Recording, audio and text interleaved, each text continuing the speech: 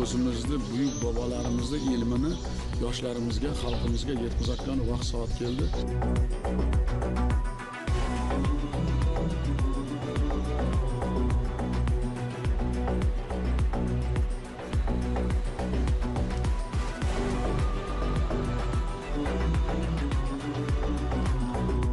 So'nggi yillarda mamlakatimiz hududlarida ezgu niyat va maqsadlar bilan katta loyihalar boshlash yaxshi an'anaga aylanib bormoqda. Maqsad jadal o'sib borayotgan iqtisodiyotimizga yanada katta turtki berish, xalqimiz farovonligini oshirish.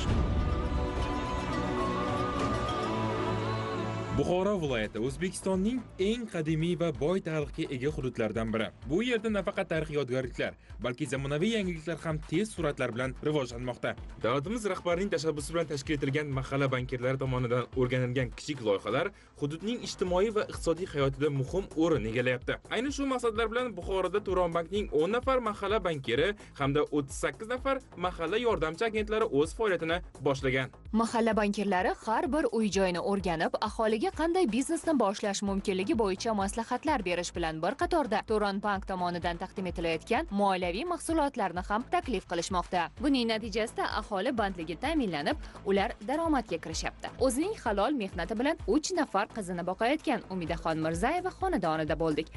Tikuv mashinkalarim eski bo'lganligi sababli ishimni rivoji unchalik emas edi. Mahalladan kelishdi, shunaqa taklif qilishdi. Mana shu ikkita mashinkamizni oldik. Hozir ishlarimiz ancha tezlashib, sifati oshib, shunaqa ancha yengillikka ega bo'ldik. 20-30 xil turdagi ayollar kiyim-kechaklari va bolalar kiyim-kechaklarini bemalol tika olaman. O'zimizga o'xshagan tikuvchilarni, shogirdlarni chaqirib, o'rgatib va yana ishchi o'rinlarini keyinchalik kelajakda yaratish niyatimiz bor. Inson o'zi xohlab agar harakat qilsa, albatta natijaga erishadi. Bir joyda o'tirib qolish kerak emas demoqchiman. Mahalla bankirlari yoshlar va ayollarni biznesga jalb qilish bilan bir qatorda ularning moliyaviy mustaqilligi uchun ham keng imkoniyatlar yaratmoqda.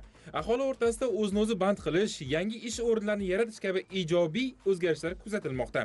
Xalqimizda mehnatkash inson joy va fursat tanlamaydi degan gap rost ekanligiga yana bir bor guvoh bo'ldik. Nogironligi bo'lishiga qaramay, qandolatchilik faoliyatining qand ishlab chiqarish turi bilan shug'ullanuvchi Ko'kaldosh mahallasidagi Nusrat Quvvatov xonadoniga tashrif buyurdik. Yillardan mana shu ishimizni boshladik.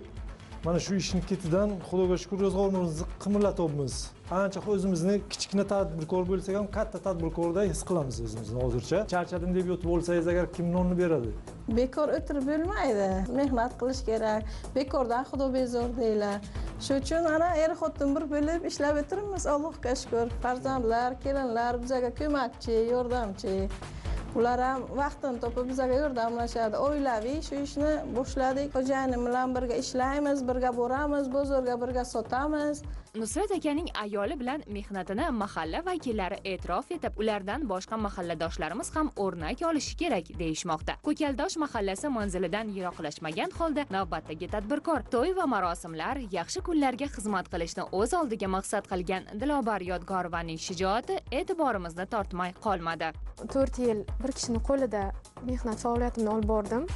Oylik maoshda ishlardim. O'zim ochishga qaror qildim. Ko'rpa qavish sexini mahallamizda bank xodimi yonimga kelib, shunaqa kredit imkoniyati borligini taklif qildilar menga. Men ham bu taklifni ko'rib chiqdim. Bu imkoniyatdan foydalanishga qaror qildim. Hozir 30 xildan ortiq ko'rpa-ko'rpachalarni xizmatlarini taklif qilib klientlarimizga tikib beryapmiz. Hammalari sifatli, paxtalarimiz ham toza sifatli paxtalardan foydalanamiz. 3-4 ta xodim qo'limda ishlab turibdi hozir. Maosh to'lab boryapmiz oyma-oy. Agar shu imkoniyatni bermaganlarda hozir menimcha shu darajaga yetmasdik. O'zi bir vaqtlar ishsiz, kam ta'minlangan bo'lib, ayni vaqtda mahalla yordamchi agenti sifatida ishga qabul qilingan, o'z oldiga ishsizlikni yo'qotib, kambag'allikka barham berish kabi ulkan maqsadlar bilan faoliyatini boshlagan Sitora Zaripova haqida eshitdik. O'zim kam ta'minlangan oiladan chiqqanim sababli kam ta'minlangan oilalarga yordam berishni xohlayman. Mahalla bankirimiz bilan birgalikda o'zimizga reja qilib oldik.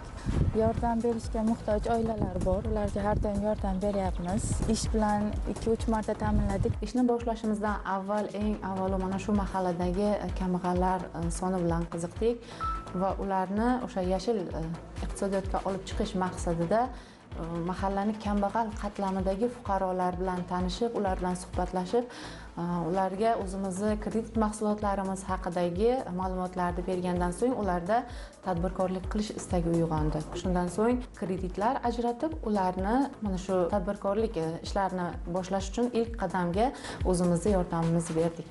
Mahalla bankiri bilan mahalla agenti lavozimlari tashkil qilingandan so'ng qulay bo'ldi deb o'ylayman. Sababi aholi bankka borishga imkoniyati bo'lmagan bo'lishi mumkin, lekin bank kredit mahsulotlaridan xabari bo'lmagan bo'lishi mumkin.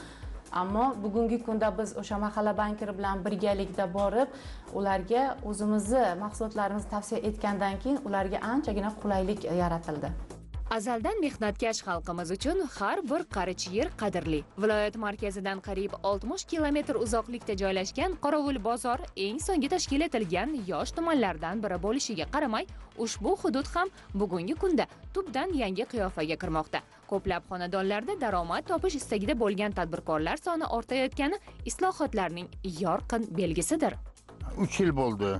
Shu issiqxonaga mandarin, apelsin, limon ko'chatlari ekkanmiz. O'shaning oraliq joylariga dehqonchilik qilamiz. Pomidor, bodring, shunaqa poluz mahsulotlari ekamiz. Ko'chat yetishtiryapmiz. Ana shundan har yili 2 marta yaxshi daromad qilamiz oraliq masofadan. Limonlar ham hosil berib boshladi. Yaxshi, daromad ham yomon emas. Mana shu yerdan 4 tonna oshiqroq limon olsa bo'ladi. Eng kamida.